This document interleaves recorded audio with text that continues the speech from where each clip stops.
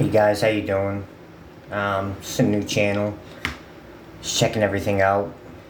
I just wanted to touch on one thing before I get started. You know, a lot of people worldwide, nationwide, they credit Whitey Bulger as being the top Irish gangster from Boston, which is, I mean, it's not far-fetched. The guy was a mad hatter in his own right. He was legitimate. You know, he did what he did.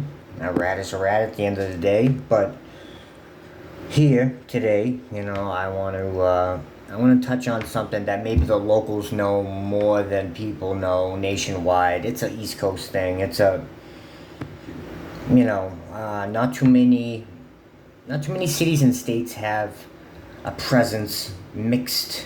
Kind of almost like a farm team on steroids, so to say, in the Boston area. You know, the only ones to rival the mafia in a major hub city where the mafia is legitimate. It's still to this day. This is 2023. I'm not gonna talk too much about that, but it's one of a few major cities, on the East Coast and really nationwide that still have a presence in that regards. But back in those days, the Irish rivaled the Italians like no place else in America. Certainly not New York, certainly not Jersey, Philly, anywhere like that. Maybe Chicago back in the bootlegging days and whatnot. But, here today, this is my first video, hopefully first of many. Touching on a topic of the local unicorn tales is Buddy McLean. I mean, Buddy McLean was everything that every, inner city, anyone who idolizes that lifestyle, creates content for the mob genre and whatnot. I know, I grew up right outside of Boston, literally right outside of Boston. And there's a few books out there and whatnot that really just show that Whitey Bulger couldn't hold Buddy McLean's jockstrap on a good day, But, that's neither here nor there. But, I mean, people don't understand that, in the 60s, which Bulger was locked up over in, he's locked up over there on, over there in San Francisco and whatnot, and wherever, which built him up a huge rep. But, neither here nor there. You watch anything on the History Channel, they'll tell you most likely if Bulger wasn't locked up, if he wasn't on Alcatraz or wherever, most likely he would have got his wig split in the Boston gang wars of the 60s, which the the mafia, the patriarchal crime family, wanted no part. Raymond Petrarch himself said, "This is an Irish affair. Let them whack themselves out. We'll move in. We'll take what's left over. Let them whack each other out. This is an Irish thing. Stand back." Until it got too much to handle, until it, people can't earn and it brings too much attention and whatnot. But I mean, you hear about New York, you hear about the Colombo, the wars and all the crazy, Boston is nothing compared to New York. It really isn't. But you want to talk about a mob war that was more brutal than anything that has taken place any time in this country, anywhere. I don't care if it's New York, Jersey, Philly, wherever, Chicago. Nothing beats the Winter Hill versus the Charlestown mob, also known as the Mclaughlins, the 1960s. It was about a, 5-6 year war, real war, until it turned, I'm sure the remnants of it lasted up until the 70s and whatnot, but, the 60s, while Bulger was locked up on Alcatraz and whatnot, before Buddy McLean, exited on a, the man is just interesting, you know what I mean? And he's so, to say he is underrated is ridiculous, because Bulger takes a huge chunk of, when you hear about Irish mobsters from Boston, it's Bulger, right? You know what I mean? And the guy was a ruthless guy, Stevie Flemmy, all them. but Buddy McLean, you know what I mean? If you read The Downfall of the Boston Mob by Mark Sangini, you know what I mean? It will give you a pretty legitimate view of how vicious that war was and how much other things were intertwined into it, because, you know what I mean? Even the Colombo Wars, the worst one that there was what, maybe, let's say 15 bodies, right? At the worst one of 3 wars. The Colombo Wars, which is what New York's known for, right? This one in the 60s, right? The Winter Hill, pre-Bulger, versus Charlestown Mob. I mean, Jesus Christ, there had to have been, I want to say they said 70 casualties, you know what I mean? And whatever, you know what I mean? There was a lot of intertwined shit. There was a lot of old beefs that were intertwined with that were settled and fell under that umbrella, so you know what I mean? So people kind of thought they had carte blanche to be like, all right, you know what? There's a mob war going on right now. People think everybody that drops, you know, if the individual is involved in criminality, which most of them were, then, you know, then go figure, then this has something to do with that. So you had people coming out the woodwork to you know, handle old beefs from way back when. So those numbers were ballooned, don't get it twisted, you know what I mean? It wasn't all that. You know, the numbers are so ridiculously high because there was so much involved in that in the Boston area and surrounding areas. You know, I mean, it's crazy, you know, and to think about, you know, I wanted to kind of spread awareness, and I'm going to do a lot of stuff, man. I'm a bookworm, you know, I love history, I love all that stuff. There's plenty of channels that I watch, from Original Gangsters podcast to Jeff Nadeau to you know, Dominic Cicali. I mean, there is so many people out there right now that, you know, kind of motivated me to get on here today and give a little bit about the history of where I'm from and you know, and other stuff. Trust me, I'm going to touch on a whole lot of stuff. But, you know, I figured you know, my last name is O'Toole. I'm Irish. I grew up in Quincy, Massachusetts, right outside of Boston. You know, 5 minutes from my house is Dorchester, right there. Boston's right there. And, you know, this stuff is essential to me, you know what I mean? I read these books a few years ago, and I'm like, wow, you know, like, I mean, you see all these movies, you see Black Mass, you see all that stuff, and, I mean, the Bulger rhetoric is ingrained in everybody's head, whether you're Irish, Italian, you know, whatever. But there's so many other men out there that was so much, you know, I mean, he couldn't hold their fucking britches, in other words, you know what I mean? So I kind of want to touch on that today, you know. This is the first video that I made on the channel, and it's one of many to come. But yeah, I mean, you know what I mean?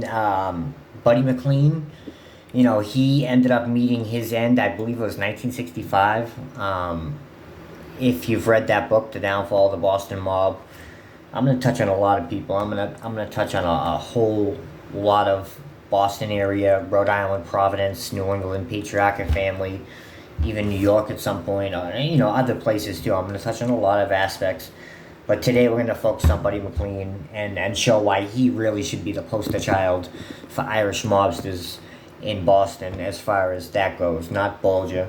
You know what I mean? In my eyes, Billy Bulger is more admirable than Whitey Bulger. If you ask me, Billy Bulger was, you know, the top political guy, you know, in Massachusetts for a long time. Him, you know what I mean? He ended up having more honor than his brother. Buddy McLean, on the other hand, you know, they say the good die young, that guy, you know, it's crazy, right? So Steve Flemmy, the fucking, you know, that guy is a fucking cockroach. Steve Flemmy is a fucking mad hatter with the resume of a cockroach. Put it that way. If this guy wasn't a rat of all rats, he would have been, you know, I mean, Jesus Christ, the fucking, everybody wanted this guy. Okay, Raymond Patriarca, all them guys wanted Steve Flemmy. They wanted, you know, they wanted him to join the mafia. But he's one of them guys that, you know, one thing happens in their life. He got fucked over one time by the mafia when he was a young guy. You know, he probably put a bet out there and something happened and they didn't cover it and he had to fucking cover it. One thing like that, he was a wackadoo, Steve Flemmy. A mad hatter in his own right, but he was a wackadoo. And fucking, you know, he, put it this way, he predicted Buddy McLean's death, right? So as much as this guy is a fucking cockroach, He was, you know, as far as everyone else thought, a Mad Hatter, an honorable one at that. He turns out to be the worst kind of fucking rat. But anyways, so, you know, this guy is a fucking Marine. He fucking goes to Korea. That's where he gets the name, the Rifleman, Stephen the Rifleman Flemmy. So he joins ranks with Bulger, right? He doesn't join the Mafia. The Mafia wants this guy. Raymond Patriarca wants this guy. They know he's a brutal killer. He's a earner. He fucking has connections. He's a Roxbury guy. But he doesn't do that. He gets fucked over by the Mafia early in his career. Doesn't do that. So anyways, long story short, this is my intro video. So in that book, there's a chapter, you know, City on Fire, I think it is, or, you know, I could be wrong on that, but anyways, so Stevie Flemmy is talking to Buddy McLean, you know, in the war. There's been a lot of casualties. I'm going to touch on a lot of different stuff on this, but anyways, this is, you know, one of the parts of that book that's, it hits you hard, where Stevie Flemmy tells Buddy McLean, who they're feeling a little bit, you know, they're feeling like, okay, we've knocked off a few guys, maybe it's just the Hughes brothers left and, you know, whatnot. And, you know, they're feeling a little confident, and, you know, Buddy is a drinker, he's a veteran, he's a family man, he's in the war, he's a brutal fucking killer, he blew down fucking, you know, you know, Bernie McLaughlin, he walked up, you know, for his family, after his family was threatened, he walked up broad daylight with fucking, you know, what's his name there, Mo Green, right, and, you know, the Godfather. Him, that guy, they walked up, he fucking does him right in the middle of Charlestown Square, boom, boom, boom, boom, boom.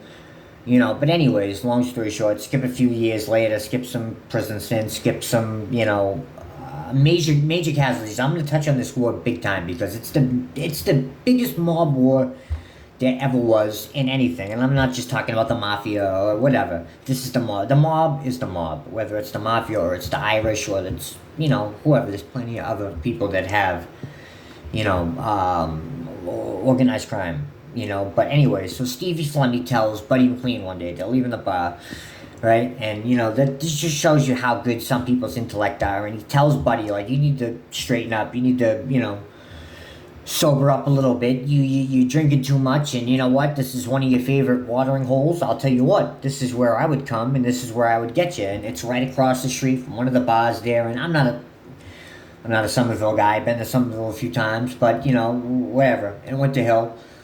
And Buddy McLean looks over, and they see this abandoned movie cinema. This is Stevie Flemmy, you know, rat bastard, you know, but smart guy. You know, some people are just, they have that intellect. And he says, you know, you need to cool out, buddy. You know, you're being a little reckless. You know, just, the war's not over. Don't think that, you know, you're above getting hit. And if you were to come out of this place, this is where I would come and this is how I would hit you. Well, little did he know, a month or two later, you know, whatever, that same bar, somebody was clocking him, one of the Hughes brothers, right? Charlestown people, Charlestown mob. Yeah, I mean, Charlestown still to this day is one of the, you know, if you're a white guy from Boston, you strive to be from Southie, Charlestown, Dorchester, you know, etc. You know, still to this day, there's presence and, you know, whatnot. It's not like it used to be, whatnot. But anyways, you know, long story short, Buddy McLean ends up coming out of that bar one night, you know, with two bodyguards, thinking, you know, a little buzzed, a little drunk, thinking, you know, hey, you know, shit's sweet, we're up in the war and whatnot. And little did he know, that same place, that same bar, that same cinema that Steve the Rifleman Flemmy, pointed out to him, where he was getting in his car, one of the Hughes brothers, stepped out of that cinema, it's an abandoned cinema, with an automatic shotgun, hit Buddy McLean in his head clean on, blew his brains on the sidewalk, boom, hit his security guard in the head, boom. I'm pretty sure he didn't die. I'm pretty sure Buddy was the only one who died that night. But Buddy got hit in the head with an automatic shotgun. You know, if you can imagine how brutal that probably was. His bodyguards both got hit. One got hit in the head, another one got hit in the side. Pretty sure Buddy McLean was the only one who died. You know, but, you know, in other words, it's pretty crazy. You know, someone like Steve Flemmy, who, without being a rat, would have been one of the most admirable guys from Boston there was, maybe even above Bulger, okay? His brother was like that. His brother was another guy who was just you know, you know how people are smart, right? People are smart and they push that to the edge of like if you're too smart, they say you're insane. You know what I mean? Like some people are so good criminal mindly that they're Steve Flemy's brother, the bear. You know, Vincent Flemmy. He was a nutball, and we're gonna do a whole lot more videos. There's a whole lot more to come. I just wanted to put this out there that if you're a local or if you're into this stuff and you're into the mob genre and you know I'm Irish and Italian both, okay. But as far as the Irish mob goes, and you know Winter Hill had Irish and Italian affiliates. It was really kind of like a farm team on steroids. Put it that way. You get what I'm saying? They had a connection with the patriarchal crime family and you know elsewhere. And I'm gonna touch on a whole lot of stuff. This is the first video of many. You know, so I just want to put that out there, man. You know, Whitey Bulger, was he a Mad Hatter? Yeah. Was he? Did he run the city from a certain point to a certain point? Absolutely. But he did it in a dirty way, and those around him may not have known, but he knew. And as far as the Irish mob goes, if you have you know, an inkling of a brain in your head, and you know the logistics of everything. As far as the Irish mob goes, Buddy McLean is the man, okay? Buddy McLean, the Winter Hill Gang, you know, the Good Die Young. This was the man, a fucking, you know, a World War II veteran, you know, just, you know, the family man, you know. Not everybody is a leader. This man was a leader. Bulger did it a dirty way. He waited until everybody was out of the way, and you know Bulger would have got whacked during the '60s Irish gang war. Make no mistake about it. He barely survived the miniature South Boston Irish gang wars with the McLeans and you know the Cleans and whatnot. You know, if he wasn't in Alcatraz, he would have got his wig split. Trust me. Okay. So the first videos. As far as Irish mobsters go from Boston, Buddy McLean from Somerville, Massachusetts, Winter Hill Gang, the original boss of the Winter Hill Gang, that is the top Irish mobster in the Boston and surrounding areas, okay? Look forward to the next video. Thank you guys for tuning in. Thank you for your support. Everybody have a good weekend.